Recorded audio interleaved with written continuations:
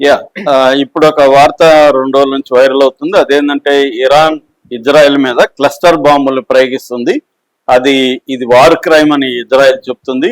అసలు క్లస్టర్ బాంబులు అంటే ఏంటి, దీనివల్ల ఇరాన్ కి ఎటువంటి అడ్వాంటేజ్ ఉంది, ఇజ్రాయెల్ కి ఎటువంటి నష్టం ఉంది, అసలు ఇది వార్ క్రైమ్ అవునా కాదా, దీన్ని రష్యా చైనా ఇరాన్ కి సప్లై చేస్తుందని కూడా వార్తలు వస్తున్నాయి.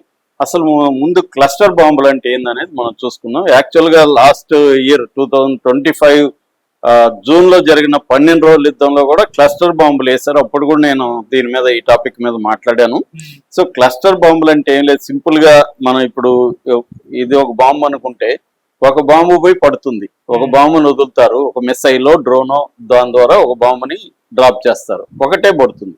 కానీ క్లస్టర్ అంటే ఏంటంటే ఇది వెళ్ళి ఇక్కడ ఓపెన్ అవుతుంది, ఓపెన్ అయ్యి ఇక్కడ నుంచి ఒక 20-30 బాంబులు దీంట్లో ఉంటాయి. ఇది ఓపెన్ అయిపోయి ఆ 20-30 బాంబులు చల్లాచెదురుగా అయిపోయి పడిపోతాయి అనమాట. అంటే ఒక్కటేసే బదులు ఒకేసారి 30నో 20, 30, 40, 50, 1000 వరకు కూడా వేయచ్చు అనమాట.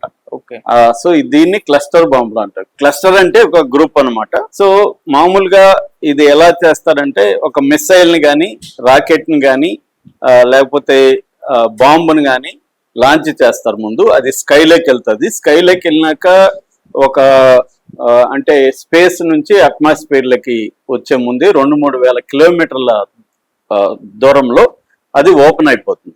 ఓపెన్ అయిపోయి దాంట్లో ఎన్ని పెట్టుంటే 50, 100, 1000 పెట్టుంటే అవన్నీ కూడా చెల్లాచెదురైపోతాయి. చెల్లాచెదురయ్యి అవి అక్కడి నుంచి కిందకు వస్తాయి. ఎప్పుడైతే ఒక భూమిని ఏదైనా వస్తువులను కానీ భూమిని కానీ బిల్డింగ్ని తాగగానే అది డెటనేటర్ ఓపెన్ అయిపోయి పేలిపోతాయి అన్నమాట. సో ఈ మొత్తం 4-5 ప్రాసెస్ లో ఇది జరుగుతుంది.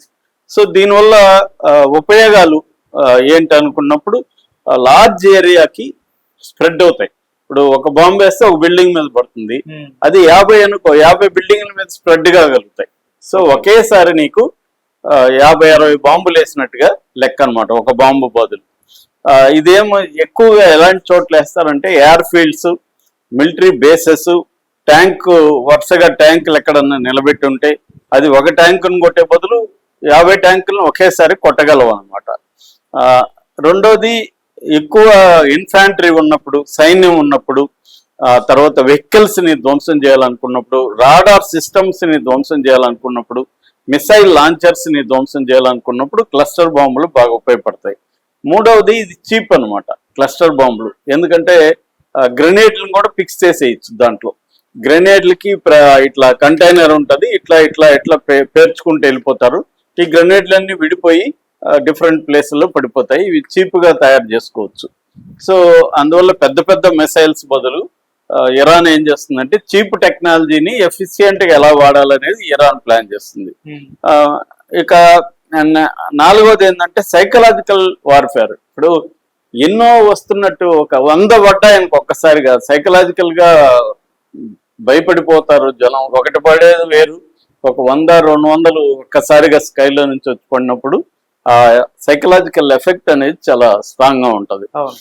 సో ఇది బేసిక్ అనమాట. అయితే వీటిని ఎలా ఎదుర్కోవాలి డిఫెన్స్ ద్వారా అంటే, మామూలుగా అయితే ఒక్కసారి స్కైలో ఉండి అది ఓపెన్ కాకముందు కొట్టగలిగితే నీకు అన్ని కొట్టేసినట్టు లెక్క, ధ్వంసం అయిపోతాయి.